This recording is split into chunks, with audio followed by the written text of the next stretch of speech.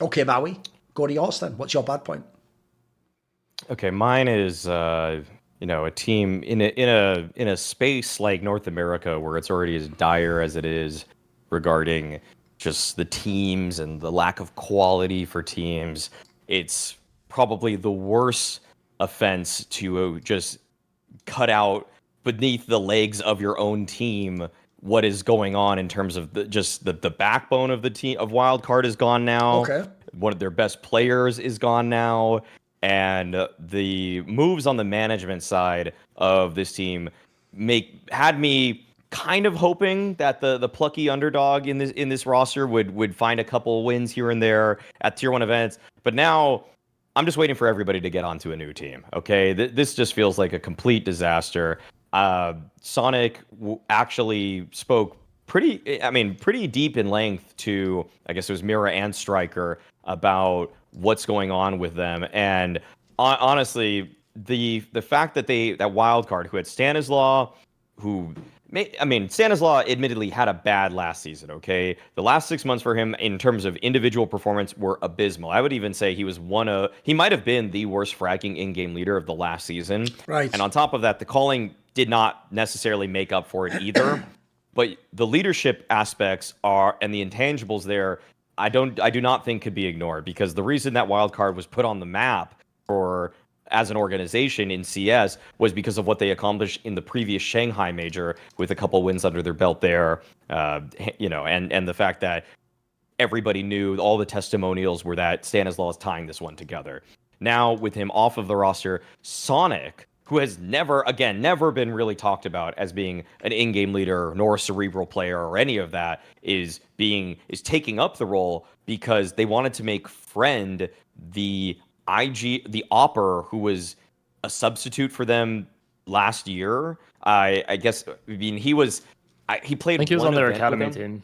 Yeah, he was on their academy team, and he played one event with them last year in the stead of Fozy. He did pretty well. He was actually kind of decent. I mean, they were going to make him the in-game leader, and Sonic.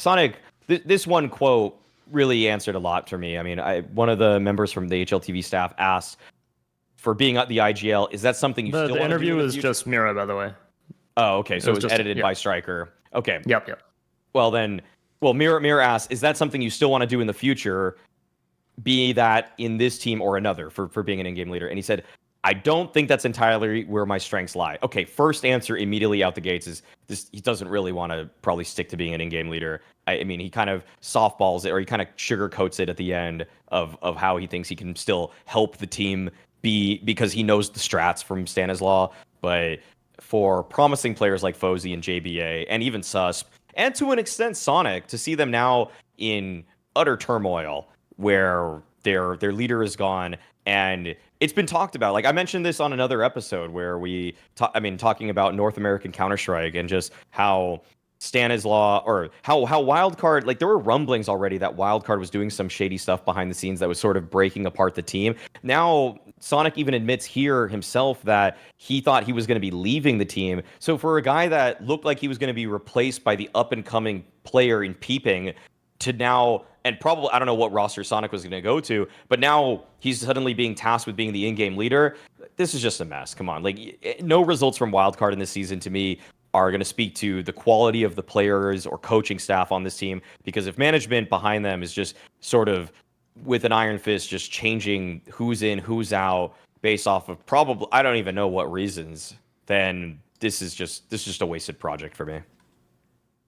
This team has been a mess for a little while, I think, in terms of the management side of things. From my understanding as well, is that Sonic is only IGL right now because it's this little transition window where they've brought in Friend and they've brought in Peeping. I think in the end, the plan is to have Friend take over as op IGL. Sonic's just there basically so that they don't lose their VRS core, because so many players were going to leave the team that they were just going to entirely lose their VRS points and their status as a top 30 team or whatever they're in now. So the fact that Wildcard has mismanaged their team so badly that you have enough players wanting to leave your team that you're going to lose your VRS core is just abysmal, first of all. Secondly, you had this report that Peeping was going to replace either Susp or Sonic before the major.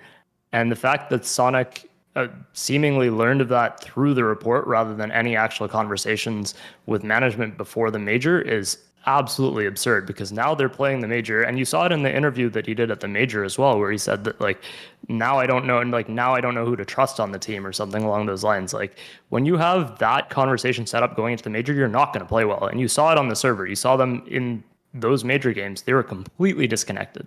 They were not playing at all like they did in Shanghai. And then you come out of the break and you have your season captain suddenly benched. You have Fozy getting benched and him tweeting that, oh, this came as a surprise to me.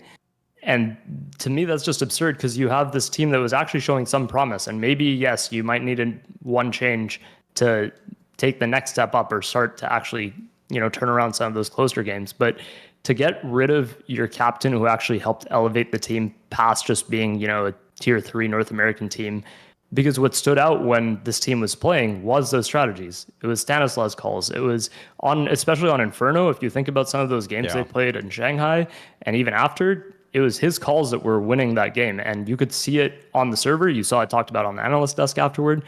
The impact that he had, especially developing a player like Jeba, is immeasurable, but also to dispense with that and bring in another young player like Peeping and not have someone like Stanislaw to also develop him is baffling. And now you have this move that's coming, and you're going into the next part of the season where you have these bigger events already on the calendar, and you have Sonic talking publicly in interviews about how he's just hanging around to help the VRS core and still probably leaving the team. Like, what are you doing as management? This is not the first time I've heard about very bad management from the Wildcard side.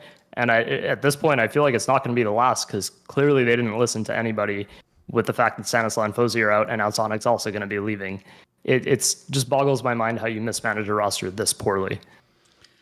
The whole thing is so mad to me, because from the outside, none of this is obvious or signaled or telegraphed or even has any real logic. And by the way, they haven't done a very good job. Here's one of the things they've totally failed with on the management side. You have to be amazing on your messaging if you do moves like this. Like, you have to, by the way, I would even say a little pro tip to you fucking noobs out there running teams. How about actually contact people in the scene that you know are going to talk about things on shorts, etc. Like, if you have a legit reason behind it, by the way, for all we know, this isn't why, but I'll tell you, let's say behind the scenes there was like some really inappropriate fight that two players had, and it meant that like you couldn't continue on with it. Yeah, again, you don't have to say that publicly yourself, but there's ways you can message that to the right people in the scene and they'll fight your corner for you, or make a space where you're not an idiot for doing these moves. These moves from the outside, for real, the joke is that guy's name is Friend. And this just looks like some mad nepotism where you've just let one player in the team pick his friends, players that some of us who are out from NA have never heard of, and now they're just in the team over like way more established names with tons of experience. Like Stanislaw, again, whether Maui's right or not, he is Wildcard as far as most people are concerned. If you ask people, name one, if you ask fucking, Family Fortunes or whatever they call it, you guys call it Family Feud in America, like, what would the number one survey option be of a player in Wildcard? The computer says number one, Stanislaw, of course. By the way, number two would probably be fucking Fozy or Sonic, like, and then these are the players you were trying to remove. By the way, the Sonic one's the worst one, because at least when I look at the roster, I'm like, okay, maybe they want a different IGL, they want to go a different route with the ARPA. Sonic's also really experienced, and then there's another thing, learn how to message. Why is he saying that in an interview, bro? Look, I love it, because I want to know it, but what's going on inside the camp that's getting out? Like, I'm not saying you have to have rules for him, but maybe please don't say that, like, you were going to leave the team, because that makes it sound like it really was just going to be the new guy plus a bunch of other people, and like one original player staying in the roster. Like, it's so bizarre, and it just comes off, and by the way, unless you literally do a new complexity and hit the ground running straight away at those first line events, everyone's going to roast the shit out of you in this scene. Even if you're right, even if actually let's say there was just a flash in the pan last Shanghai and they were never actually going to be that good with Stanislaw. Well, the one thing you had going for you is you had that name value, didn't you? People will give you a bit of benefit of the doubt. People are going to give you no benefit of the doubt if you hit the ground running and you are shit. If you just get wrecked in those first maps, and especially, by the way, if the replacement for Stanislaw and Fozy do badly, it's just going to be egg on your face. You might have even had justified reasons for removing them for all I know, but I don't know what they are. You haven't even given me a hint. And then two, I just feel like the optics look so fucking bad across the board for this one. And then I've got to just throw this out there finally, is I actually feel like just because you were at majors, people did put a little bit of stock in this team along with callers. Like, this is an NA team. I can care about the squad. There's other squads that might even be better in online qualifying. It doesn't matter. You had like a bit of name value. You had a bit of presence. Now you've cut all that out completely. You start at 0 again, as far as I can tell. The obvious joke, I was thinking of a way to crowbar it in, but I didn't find a way. I was going to do some sort of shit like, if you want the team to rise, you need the right kind of yeast. And what you get, listen, if you know the deep law, you know where I was going with it. Look it up. Look up the yeast. Put in the name of Wildcard's owner, Yeast Beer. You'll find it out online. It's a funny story that shouldn't exist, but sadly does. But anyway, enough about Wildcard, the team in Counter-Strike. One thing I'll add as well is that it actually is worse behind the scenes, from my understanding. Oh, really? Than Holy just what shit. we know, yeah. Holy shit. Brilliant. Love it. Love that little detail. I just made it like it could be, was it? No, it is. It's much worse. Oh, great. Okay. And obviously, by the way, just like with somebody and trash, will you guys give us a break? Do you know how easy the low-hanging fruit is? Like, with friends like these, who needs enemy? Come on, bro. They're all just right there. They're just low-hanging fruit. It's not even good material. Like, that's some shit I would have said really tired in 2015 at the end of a DreamHack Open. Not that you'd ever have been at one. You'd have been some nobody team, wouldn't you? And Amaranth was probably 11 at the time. Don't say anything. Don't anyone say anything. I'm just giving everyone a break on that one. We're just all gonna take time out. It's time on that one. Okay. See more cool, funny, interesting clips based on topics from my content? Well, subscribe to this channel then, or be a pleb and don't.